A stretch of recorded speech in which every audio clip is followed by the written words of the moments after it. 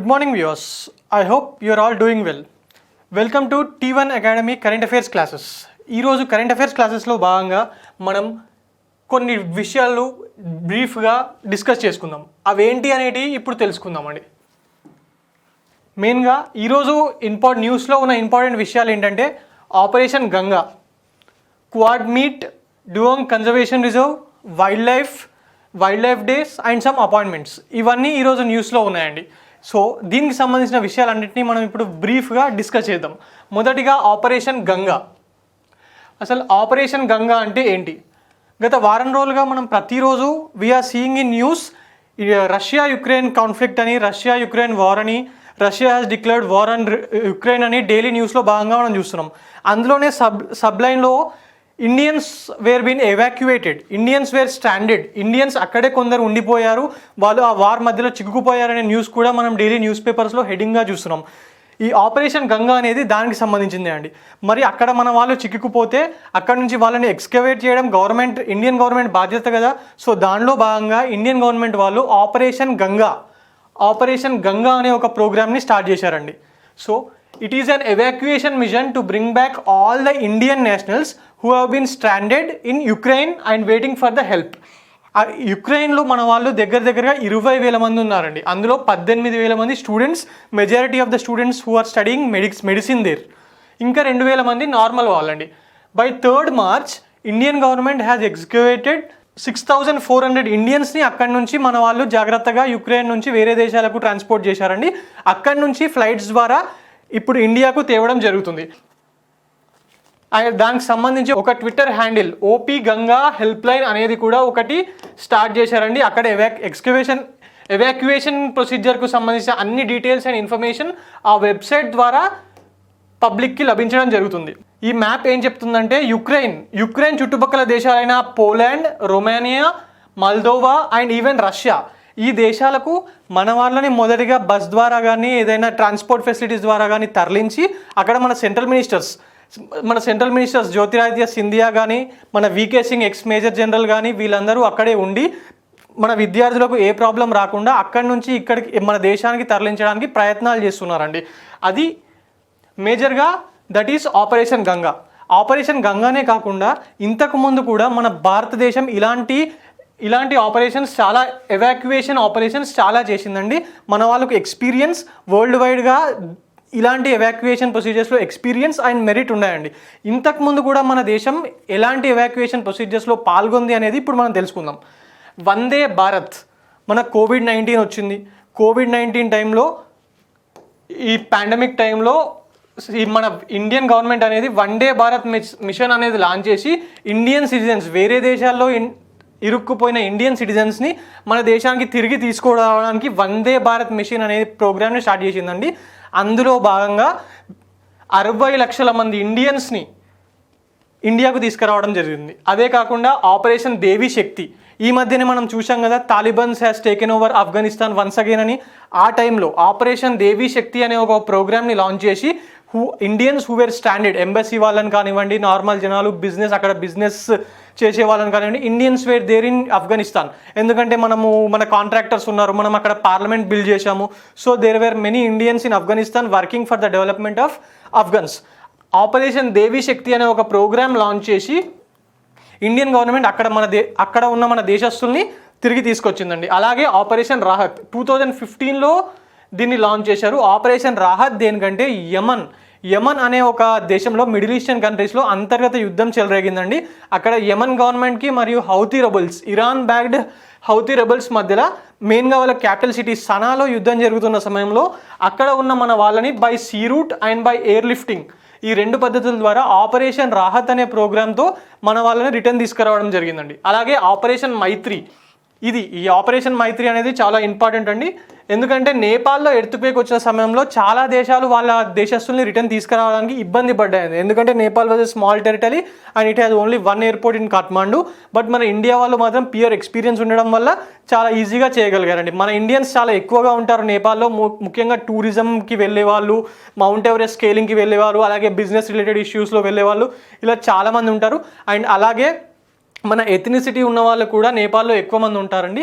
మనం ఆ టైంలో ఎవాక్యువేషన్ ప్రొసీజరే కాకుండా హ్యుమానిటేరియన్ అసిస్టెంట్స్ కూడా వాళ్ళకు అందించామండి. అలాగే మన వాళ్ళని మనం తీసుకురావడమే కాకుండా యుఎస్, యూకే, న్యూజిలాండ్ ఇలాంటి కొన్ని దేశాలకు కూడా హెల్ప్ చేశామండి. వాళ్ళ దేశస్తుల్ని ఇండియా తీసుకొచ్చి ఇక్కడ నుంచి వాళ్ళ దేశాలకు ట్రాన్స్పోర్ట్ చేయడానికి.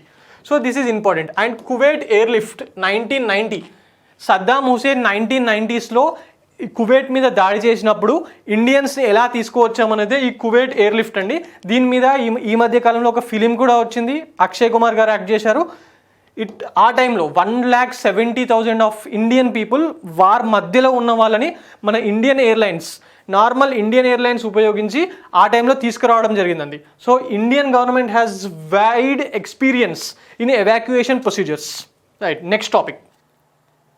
Next, quad meets amid tensions over Ukraine and Russia war జరుగుతున్న మధ్యలో మన క్వాడ్రిలేటరల్ సెక్యూరిటీ డైలాగ్ అనే ఒక మీటింగ్ జరిగిందండి. It was an emergency meeting. ఇంతకుముందు డిసైడ్ అయిన మీటింగ్ కాదు, ఎమర్జెన్సీగా మీటింగ్ జరిగింది. It was hosted by president Biden. దాంట్లో మన Indian president, Indian prime minister, Australian prime minister and Japan prime minister పాల్గొనడం జరిగిందండి. యుక్రెయిన్ క్రైసిస్కి సంబంధించిన విషయాలు, దాని ఎఫెక్ట్ ఇండో పెసిఫిక్ మీద పడితే ఎలా వ్యవహరించాలనే విషయాల మీద డిస్కస్ చేశారండి. దాని గురించి ఇప్పుడు తెలుసుకుందాం. Prime minister Narendra Modi and leaders of Japan and Australia took part in a suddenly convened quad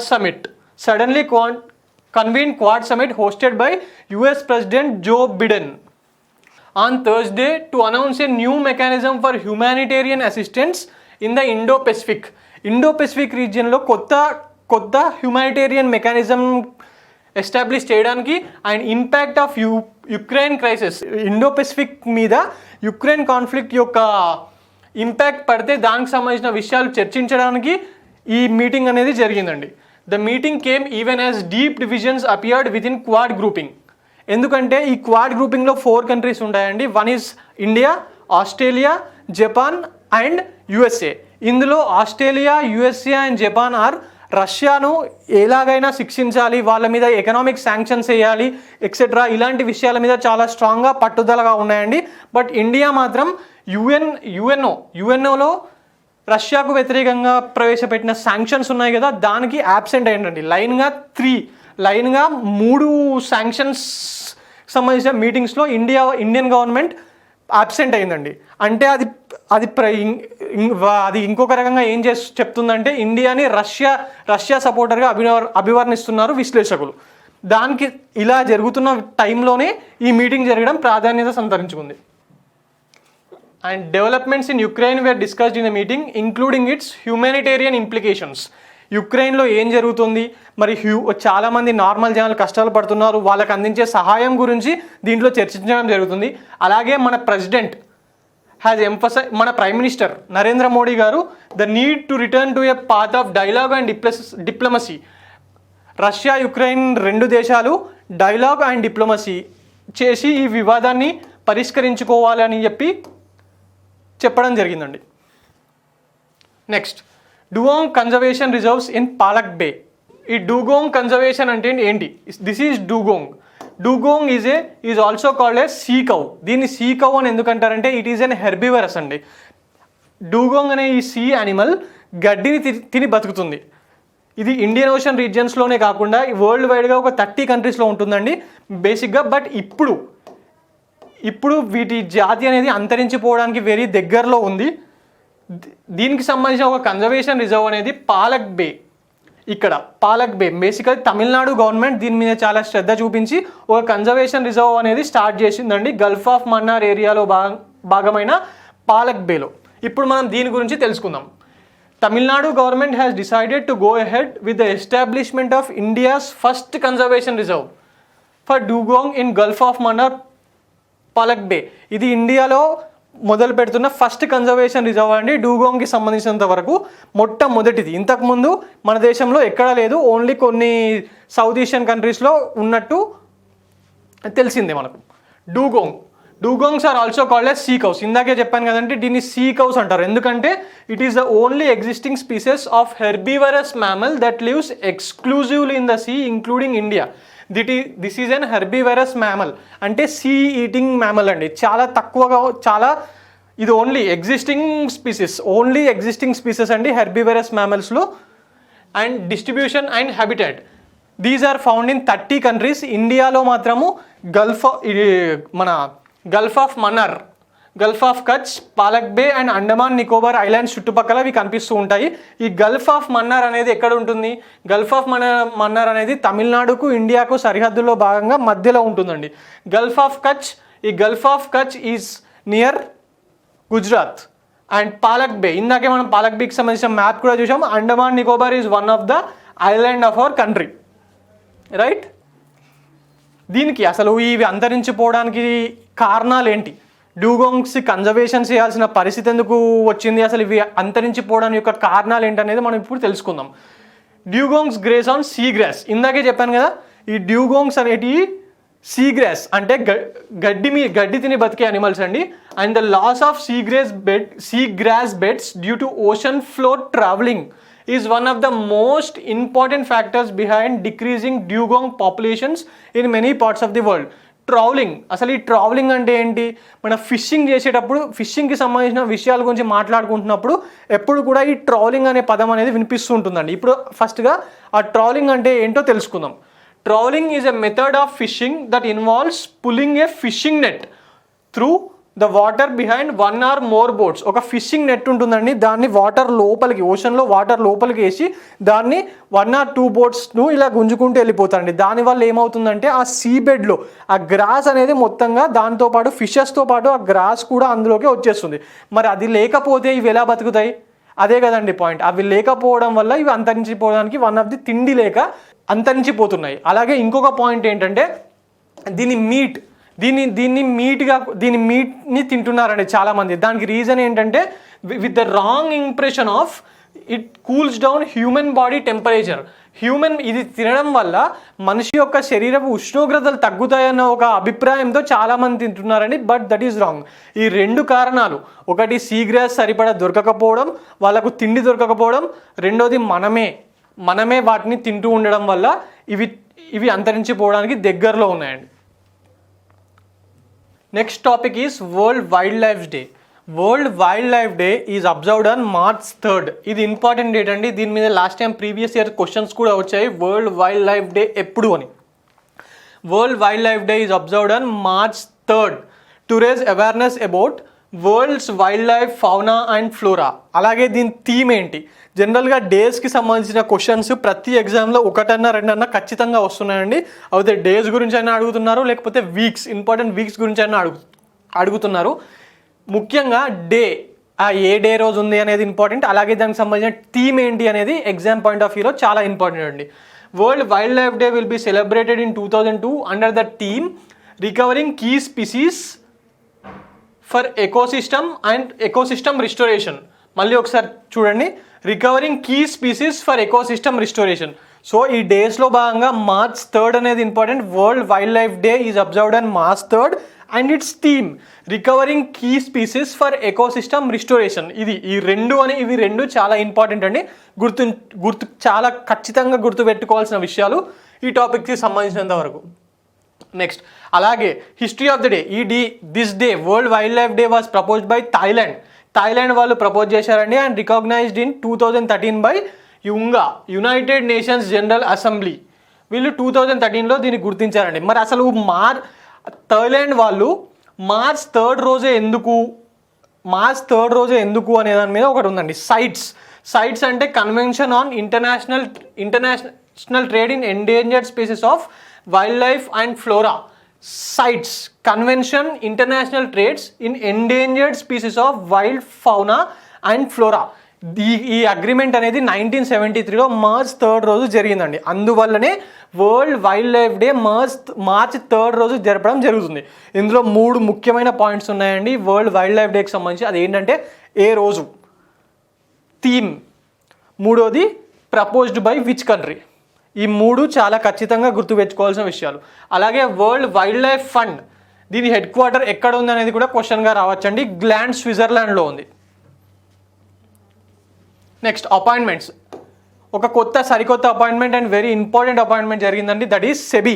the chairperson of SEBI chief of SEBI has been changed. ఇంతకుముందు అజయ్ త్యాగి గారు ఉండేవారు. ఇప్పుడు ఆయన టెన్యూర్ 5 years ముగియడంతో మాధవి పూరి బచ్ గారిని అపాయింట్ చేశారండి.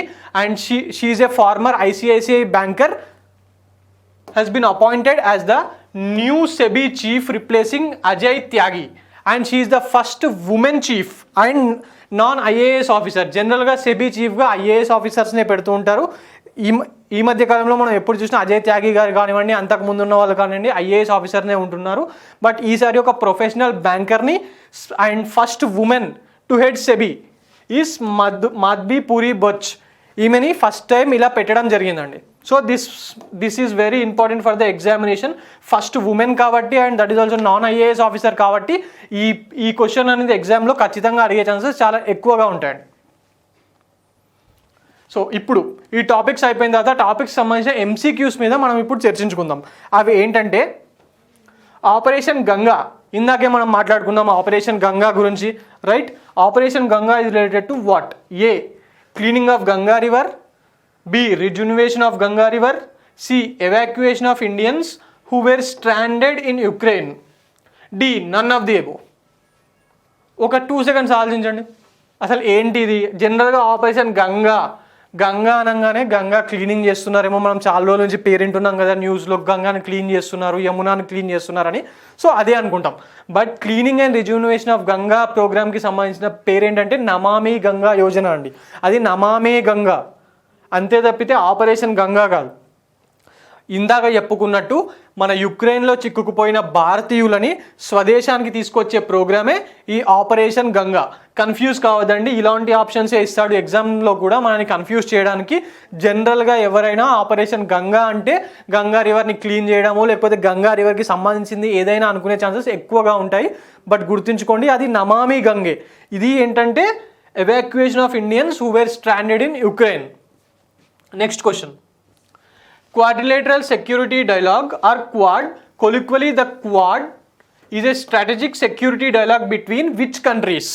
Quad అనే సెక్యూరిటీ డైలాగ్ మీటింగ్ జరిగింది, చాలా అర్జెంట్ బేసిస్ మీద మీటింగ్ జరిగిందని ఇందాక చెప్పాను కదా. దాంట్లో ఉన్న మెంబర్ కంట్రీస్ ఎవరెవరు అనేది క్వశ్చన్ అండి. Options are India, China, Russia, Brazil. B, India, Pakistan, Sri Lanka, Bangladesh. C, India, Australia, Japan, USA. D, none of the above. ఇందులో కరెక్ట్ ఆన్సర్ ఏంటో మనం ఇప్పుడు చూద్దామండి. ఎలిమినేషన్ మెథడ్ ద్వారా చూద్దాం. India, China, Russia, Brazil. Brazil, India and China వాళ్ళు కలిసి ఉన్న ఏకైక సంస్థ పేరేంటంటే బ్రిక్స్. అది బ్రిక్స్ అండి, అంతేగాని క్వాడ్ కాదు. అలాగే ఇండియా అండ్ పాకిస్తాన్ ఓన్లీ 2 సంస్థల్లో మాత్రమే భాగంగా ఉన్నాయండి. ఒకటేమో సార్క్, రెండోదేమో ఎస్సీఓ, అంతేగాని అది క్వాడ్ కాదు. మరి క్వాడ్ కంట్రీస్ ఏంటి అంటే India, Australia, Japan and USA.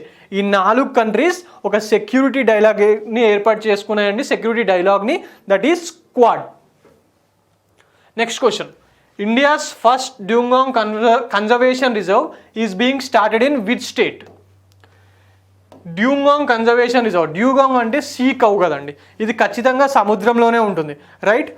So దీని కన్జర్వేషన్ రిజర్వ్ పెట్టాలి అంటే ఖచ్చితంగా తీర ప్రాంతంలోనే పెట్టాలి, తీర ప్రాంతంలో ఉన్న స్టేట్స్లోనే పెట్టాలి. So by elimination method MP, మధ్యప్రదేశ్లో తీర ప్రాంతం, సముద్ర ప్రాంతం, తీర ప్రాంతం లేదు కదా మధ్యప్రదేశ్కి, సో దిస్ ఈజ్ ఎలిమినేటెడ్. అలాగే రాజస్థాన్ డెజర్ట్ ఉంది, పాకిస్తాన్తో బార్డర్ ఉంది, కానీ దానికి ఇక్కడ తీర ప్రాంతం ఉంది లేదు కదా, రైట్? ఇప్పుడు the remaining options are Gujarat and Tamil Nadu.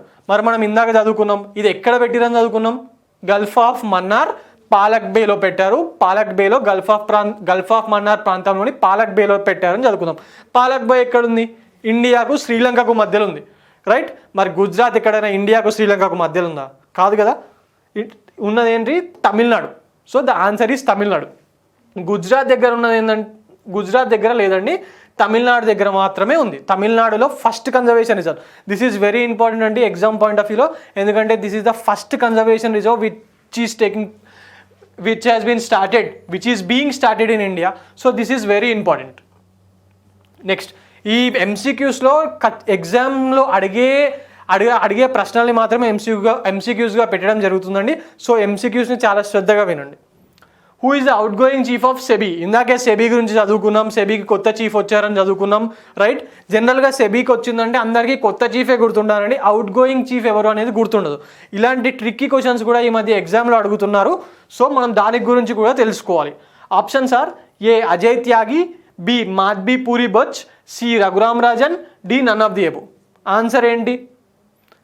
మధ్బాయ్ puri బచ్చా? ఇందాకే మనం దాని గురించి తెలుసుకున్నాం కదా, సెబీకి newly appointed first woman chief అని, ఫస్ట్ నాన్ ఐఏఎస్ ఆఫీసర్ అని తెలుసుకున్నాం. So this is wrong.